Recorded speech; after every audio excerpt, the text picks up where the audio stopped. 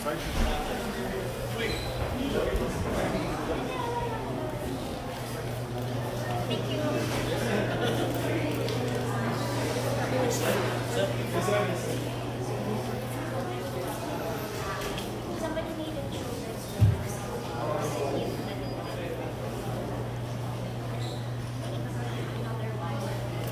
maalam na pagbati ng sa magandang hapon po sa inyo lahat. Good afternoon, ladies and gentlemen. May we request everyone to please be seated now. We are about to start our program for this afternoon. Magandang hapon po sa inyo lahat. Ako po si Bartley Atienza and welcome to Manila City Hall. And this afternoon, it's a monumental afternoon galvanizing the great relationship between two entities, that is the Department of Tourism and the city government of the City of Manila.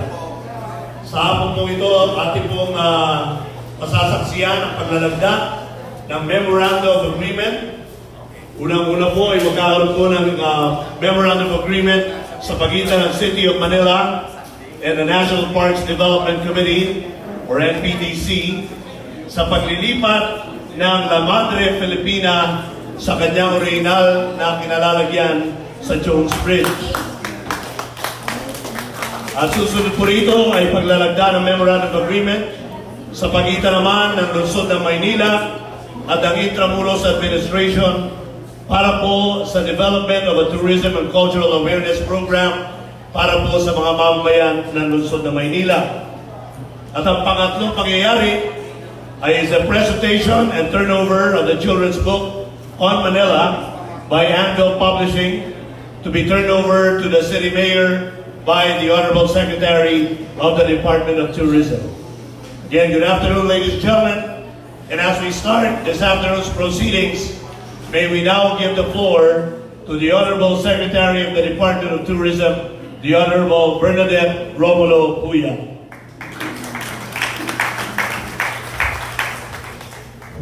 Mayor Isko, maraming salamat po sa nandito po kayo. Of course, Attorney Admin Guilher, and then Executive Director Cecil, pagdating si Yvette Fernandez, officials of the City of Manila, National Parks and Development Committee, and the Intramuros Administration. Alam naman po natin na tourism is an engine of growth. And tourism is all about sustainability and its people. If the people who stand as main beneficiaries do not understand the value of their heritage, history, culture, and why it can be considered as main tourism products, then we have failed to ensure its sustainability as well. The people of the City of Manila are privileged to have a rich history. At sa kaswerte tayo na ang ating mayor ay talagang laki dito sa Manila. Kaya po yung lahat ng mga efforts ninyo is about preserving the heritage and culture of Manila. Tourism is about generating an experience and to let our visitors understand and appreciate this. We ourselves must experience main advocates and spokespersons of its tourism, heritage, and culture and history. The execution of the agreement that we will be signing today, which is between the City of Manila and the Intramuros Administration, to jointly undertake a tourism and cultural awareness program, and the agreement between the City and the National Parks Development Committee for the turnover and restoration of the La Madre Filipina to its original location at the foot of the Jones Bridge is an inclusive approach to tourism. We in the Department of Tourism look forward to the full execution of both agreements, but hindi po ito natatapos dito. After it is executed, we look forward to training the people of Manila to be the local community tour guides and be accredited as well by the Department of Tourism. We see as well the potential of this program for the community to advocate for sustainable practices to ensure that the next generation of Manileños will still be able to experience the culture and heritage of Intramuros. This will ensure as well the sustainability of the program and may perhaps be replicated as well in other local government units. Excited po ako ngayon sa children's book po. Ngayon, Mayor, first time. Actually, i-launch pa lamang this weekend, pero nandito po si Yvette Fernandez, yung nagsulat. Ito po ay children's book about the different sides of Manila. I think una po yata ito sa buong NCR Mayor, children's book about Manila. And it is so apt because after all, lahat po ng ginagawa natin dito sa City of Manila ay for our future generations. Finally, a few words on the restoration of the Madre Filipina to its original location in Jones Bridge. This is not just a restoration of a monument, it is a placement of a witness to the history of Manila from the American period of occupation until the end of the Second World War. We entrust back to the city government this piece of art and history for the Manileños to conserve and appreciate. Maraming salamat po. Thank you very much for that, Secretary. At kaya naman po, iingat po natin ang pananalita ng ating minamahal na punong lungsod ng Maynila, ang Batang Maynila, Francisco Isko Moreno Dumagoso. Thank you, Barbie Atienza. Una ay maraming salamat kay Pangulong Duterte through Secretary Berna Romulo sapagkat 10 ng mga ahensya na nakapaloob at nakapailalim sa Department of Tourism na nandito sa lungsod ng Maynila. Andiyan po ang Parks, Development, andiyan po ang IA, andiyan po ang PESA, andiyan po ang mga museo. Nagpapasalamat kami sapagkat hindi maikakaila sa inyo that I've been in the city for the past 20 years, almost 2 decades, as being part of the local government unit in respective offices. But ngayon lang ako, for the first time, nakakita ng sekretaryo ng turismo na talagang tinutulungan ang lungsod ng Maynila.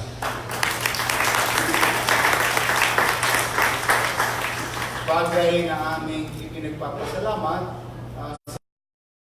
isa sa lahat ay maibalik sa taong bayan yung dapat na sa kanya. Paano pa, pag pinag-uusapan ay kustumbre o mga pamana. So, sa Maynila, maaaring totoo na kami na pag-iwanan. Maaaring totoo in terms of economic development with regard to our neighboring cities in Metro Manila. But one thing for sure, they may have all the buildings, beautiful brand new buildings in Metropolis. But one thing for sure, Manila has its own uniqueness and character. And in fact, it all started, government started, and biggest portion of our history ay naganap sa lungsod ng Maynila. So we're very happy kasi nag-iisang antena, iisang channel yung aming pinapanood at pinapakinggan ng Department of Tourism sa punang kanyang mga ahensya na nakapaloob sa kanya at ng pamahalang lungsod. In our own little way as city government, we will protect whatever is left. Whatever is there. We are not only going to protect, but we're going to utilize it to create economic movement, domestically speaking, or on a national scale. That's why I'm very happy when the Office of Department of Tourism, through its agency, na para sa kaalaman ninyo, ang target ng Department of Tourism ni Secretary Berna na yung Metropolitan Theater mabuksan sa Marso. But can you imagine that ang kabataan ngayon, makapapasok sa isang yaman ng lungsod na pasilidad, ang Metropolitan Theater. Napakaganda. Ako, yan ang kalamangan ng pagiging mayor. Nauuna. Nauna akong nakita kung ano ang ginagawa ng Department of Tourism at ng kanyang ahensya na nakapaloob dito. Kaya, nung ako nandoon, sinabi ko doon sa ating direktor, o sige, bilang kapalit naman ng lungsod ng Maynila, tulong sa national government. Kasi feeling ko maraming dadako sa Metropolitan Theater. Sabi ko, total may pangako kami sa taong bayan na palawakin, proteksyonan ang Arroceros Park. So, palalawakin ko siya. Ang problema, dadami ang pupunta sa Met. Saan sila paparada? So that's why the Basa Street will be dedicated for the guests of Metropolitan Theater. Para there will be enough space for them to be comfortable watching shows that Manila can do also in Met and Department of Tourism. Yun po ang isang ina-advance ko na sa inyo. Sa awa ng Diyos, ko madadali naman. Pangalawa, ipinagpapasalamat namin kay Ma'am Cecil. Alam niyo, nakita kami sa flag ceremony nung nagpunta ko sa Luneta. Si Director Cecil, sabi ko, alam mo, meron kaming 4 na pylon sa Jones Bridge. And what we're trying to do with Jones Bridge through the help of DOT, IA, and DPWH, yung maibalik man lang namin yung semblance of the past. Hindi na namin maibabalik on how it was then, before the war. So complicated, and to the point, has to pass through some processes. But at least the semblance of the past. But if there will be one true restoration, is bringing home La Madre Filipina.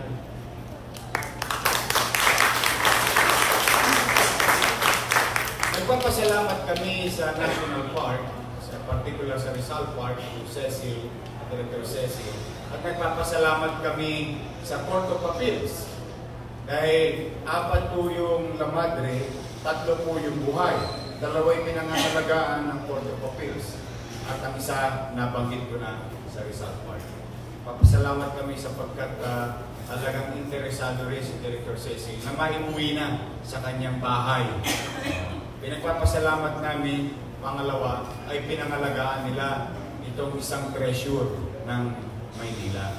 So, makikita po ninyo, mga kababayan, na talagang ang national at local government, kapag iisa ang antena, nagkakaisa, mas madaling gumagalaw ang mga programa ng ating pamahalaan, lokal man o nasyonal.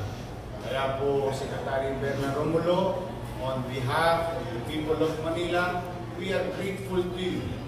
We are grateful to your staff, your undersecretaries, assistant secretaries, other supervisor and chief executives, directors of the respective agencies under DOT.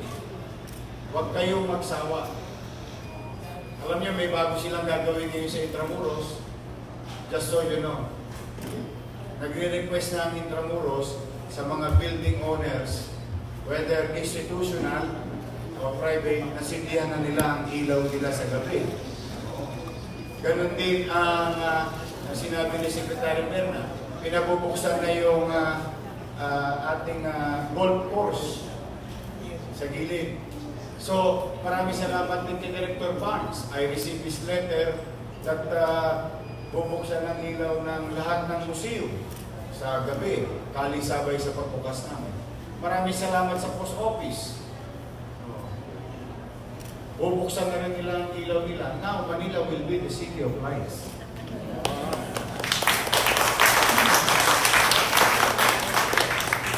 While we enjoy architectural heritage during daytime, but as you can see, it is more pleasing during nighttime when you see curves, designs, because of the power of spotlight or any form of lights. Ganun lang ang ginawa sa Paris. Huwag na kayo naglalayo. Dito na kayo sa Paris of the East pumunta. Sanay lang sila sa pagpapailaw, but what buildings they have is almost the same buildings we have in the city. While some were gone already, but you know, I think Secretary Berna and I would agree that whatever is left will be protected. Pinagpapasalamat namin kay Mr. Emil Yap sapagkat nung siya tinext ko, sabi ko, lilinis na yung Jones Bridge, tumbok yung Piltras, sabi ko, pwede bang makisuyo? Pailawan mo na yung building ng Piltras. Alam mo, nakakatuwa, sabi niya, sige, gumawa ka ng design. Nagpagawa kami ng design ni City Engineer Andres, sinabit namin sa kanila, iilawan na ang Piltras. Di ba magandang, pag nakita nyo yung old pictures of Manila and Escolta, you will see that building most of the time. Nandoon pa rin yun. Second, I have not talked to China Bank. But I would like to inform them. I don't know if they're watching right now. Thank you, China Bank. Because the old building of China Bank is now being renovated. Restored. Being restored. I mean, nire-restore ngayon. No? Maraming salamat doon sa isang batang mahilig mag-backups. Magkape. Yung bata na yun is a coffee connoisseur. No? They listed the property, which is one of our heritage, the first international headquarters of Hong Kong Shanghai Bank, located in Wanluna, just before Pasig River. No? What he did is to create an economic movement in the area, but protected the building. So nakakatuwa. Naku, pumunta ko kayo doon sa 1919. Malulugod ho kayo. Para kayo nasa old Manila. So nakakatuwa, bata yun.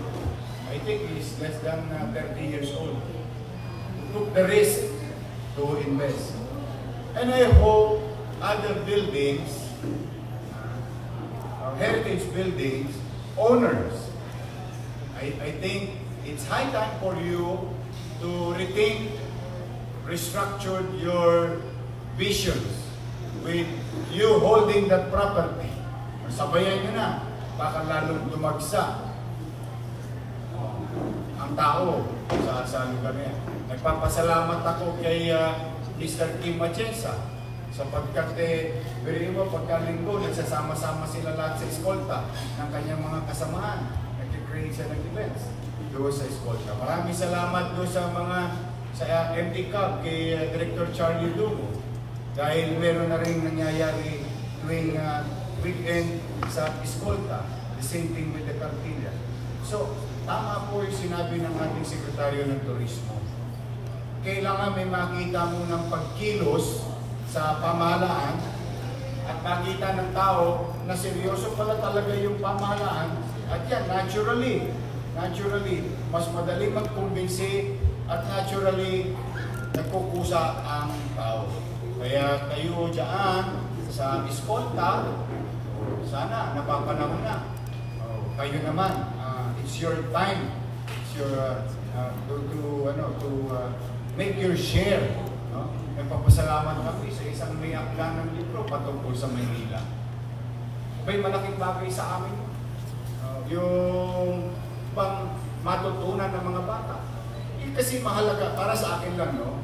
You know, we always hear in our school from our teachers, even our elders would say, sinasabi daw ng mga bayani, ang hindi lumingon sa pinanggalingan ay hindi makararating sa paroroon.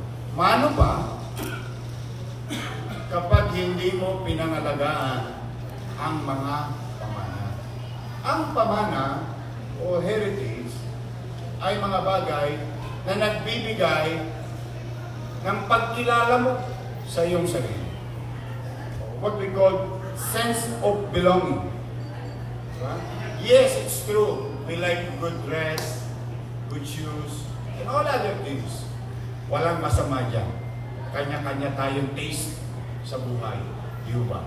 Pero dapat iisa lang ang taste natin kapag pinag-uusapan na ay mga heritage. Why? Because that's where we belong. That's who we are. If you don't know that, I feel bad for you. Nakalulungkot para sa iyo. Pag hindi mo napabilang ang iyong sarili. Totoo, nagnanais tayo magkaroon ng ibang kulay ng passport. Gusto natin magkaroon tayo ng ibang uri ng pera. Wala namang masama dyan. But ever, those who are watching, OFWs and particularly immigrants, no matter how successful you are, no matter how comfortable you are, go back to your motherland, which is the Philippines. Walang magmamahal sa Pilipinas, kundi tayong mga kapwa Pilipino lamang. Maaaring marami ng ibang batang hindi na nakapagsasalita ng wikang sarili, no? Pero sa ayaw at sa gusto ninyo, ang dugong nananalantay sa inyo ay dugong Pilipino. Kaya mahalin natin ang ating bansa. Mahalin natin ang syudad ng Maynila bilang kapitolyo ng bansa at mukha ng bansa. Walang magmamalasakit sa atin dito, kundi tayo-tayo rin lang. Sa finals, makita ninyo, tanungin ninyo yung mga may edad na sa abroad. Ano sasabihin nila? Uuwi. Bakit? This is where they belong. So sa finals, tayo-tayo rin pala magkikita. Ba't pa natin hintayin yung finals kung ngayon may panahon na para itaguyod at ibangon muli ang lungsod ng Maynila, ang ating bansa. Huwag maging panyaga sa sariling bansa. Hindi ko po yan sinabi. Kinopya ko lang yan. Sinabi na yan sa atin ng mga nakatatanda sa atin. So, I'm just like echoing it to remind the youth today to participate in protecting our heritage, to appreciate our heritage, to learn our heritage and history. That's why, again, Secretary Berna, sa po ng aming mga kasama kawani sa lungsod ng Maynila, kaus-puso po ang aming pasasalamat sa inyong ahensya sa Department of Tourism. Maraming salamat. Thank you very much, Mr. Mayor, Mrs. Moreno. Ngayon po mga kapatid, tayo po'y magiging saksi sa muling pagpapatibay at pag-ibayo ng relasyon, ang ugnayan at pagtutulungan sa pagitan ng lungsod ng Maynila at ng Department of Tourism. Now we will begin, ladies and gentlemen, with the signing, the execution of the Memorandum of Agreement between the City of Manila Government and the National Parks Development Committee for the transfer of the Madre Filipina to its original location at Jones Bridge. To do the signing, ladies and gentlemen, we will have the director, or the executive director of the National Parks Development Committee, Madam Cecil Lorenzana Romero. And this is also to be signed by the Honorable Mayor, to be witnessed by the Department of Tourism Secretary, Bernadette Romulo Puya. Sa paglalagda po ito, pinapatupad na po ang paglilipat at pagbabalik ng ating minamahal na Madre Filipina dyan po sa Jones Bridge.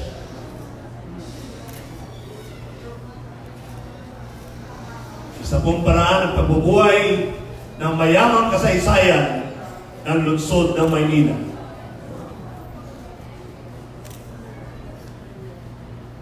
The memoranda are being signed.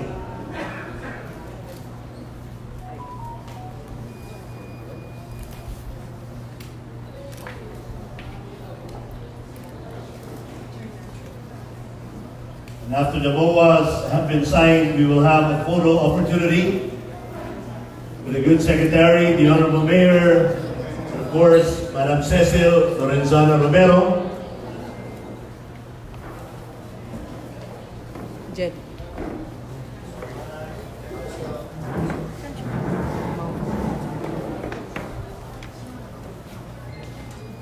Charlie, join us. Joining us as Director Charlie Dumo, and of course Attorney Guillermo Acido of the Intramuros Administration. Ladies and gentlemen, she is coming home. La Madre Filipina, back to Jones Bridge.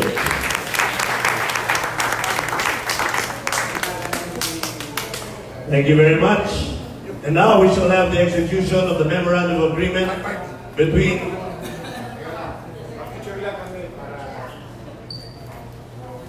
we will now have the presentation and turnover of the children's book. Ito po yung aklat para sa mga bata na tungkol sa Maynila na inambag ng nilibag ng Anvil Publishing. At ito po ay nihahandog ng ating kagalang-galang na kalihim sa ating pong mahal na mayor. Ang ating pong mga libro na sinulat ni Yvette Fernandez ay Good Morning Manila or Magandang Umaga Maynila at Good Night Manila, Magandang Gabi Maynila. The illustrations were done by Nicole Lim on both books. Kahit po ikaw na ang aklat pambata tungkol sa lungsod ng Maynila. Maraming salamat, Ms. Yvette Fernandez. Congratulations. And we shall now have the execution of the Memorandum of Agreement between the City of Manila Government and the Intramuros Administration for the development of a tourism and cultural awareness program. Sa MOA pong ito, pinagkakasunduan po na tuwing buwan, magkakaroon po ng tinalagang araw para sa mga opisyales ng barangay ng lungsod ng Maynila at ang ating mga nakatatanda o senior citizens at PWDs na makapasyal at mga ikot sa Intramuros ng walang bayad. Libre po para sa ating mga senior citizens, PWDs at senior citizens at barangay officials. Witnessing the signing is also our Director Mayet Aliaga of the Intramuros Administration. Of course, Mayor Isko Moreno, Secretary Bernadette Romulo Puya, and Intramuros Administration Administrator Attorney Guillermo Acido.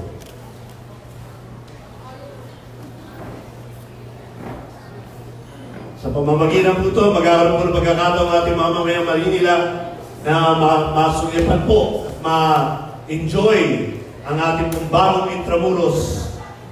Mayaman sa kasaysayan, tuloy-tuloy ang kaunlaran. Again, this galvanizes and strengthens, ladies and gentlemen, the working relationship between the national government through the Department of Tourism and the local government, that is the City of Manila government.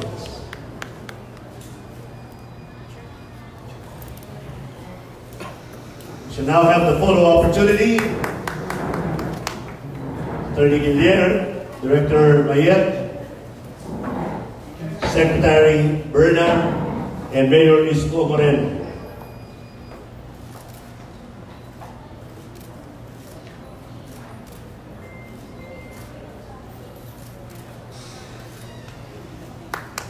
Ladies and gentlemen, we look at our history. Yan po ang angkla ng ating kinabukasan. Mabuhay ang Maynila, mabuhay ang turismong Pilipino. Magandang hapon po sa inyo lahat.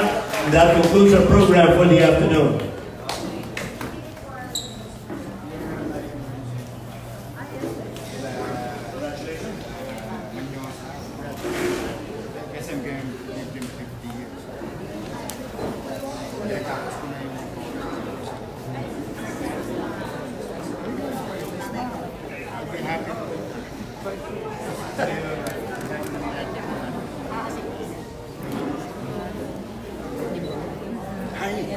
Hi, sir. Kasama kami ni Mario ng Secretary.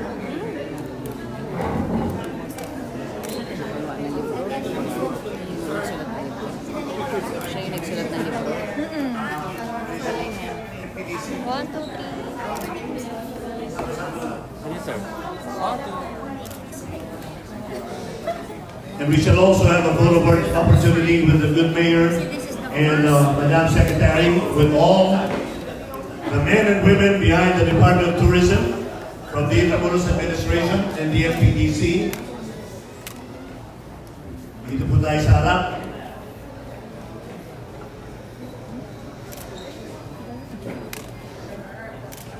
Then of course with the Executive Director of the NPDC, Cecil Lorenzana Romero, and the Intramuros Administrator, Attorney Guillermo Acido.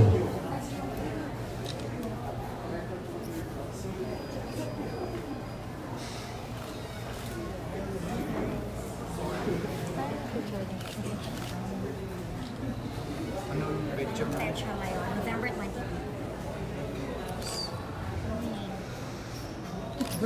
Sa'yo ba? Una kay Sophie, your daughter, yun. Yeah, IYA. Ay. YA. Yep, that's it. This is dedicated to her. Sa'yo. Sa akin. Sige, ako sa akin na lang. This is for The first,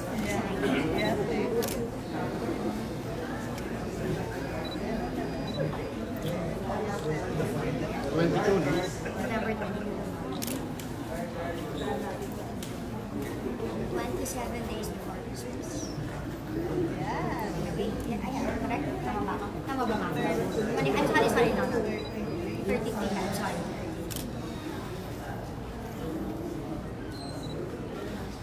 Magandang umaga, Manila. Why did you choose Manila? Well, I just happened. Actually, nandito po yung mayor's PCC mo.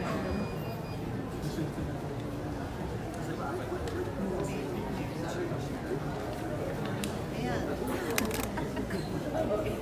Ikaw pala dapat ito. Ayan.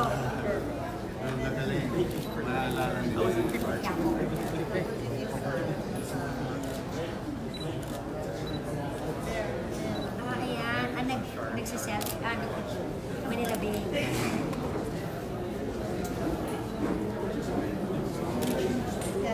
Actually, just connected yesterday. The launch is on Sunday sa Manila. Just launched yesterday.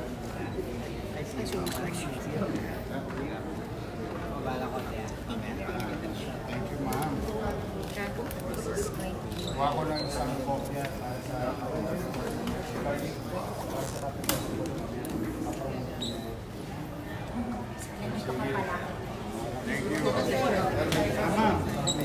Rin po yung mga kawani ng Department of Tourism. Nakasingit lang muna, picture lang. Sumama na po sa harapan. Ay NPDC. Isang group photo po tayo with the mayor and the secretary. Okay, ready? Pwede One, po two. sa kabila. Hindi tayo tumaw. Wala na siya. Sige, sir, sige. Kaya po naging sali na rin dyan.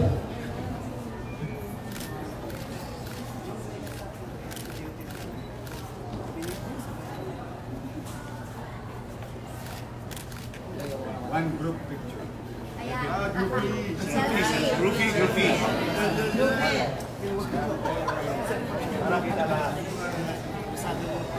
There we go.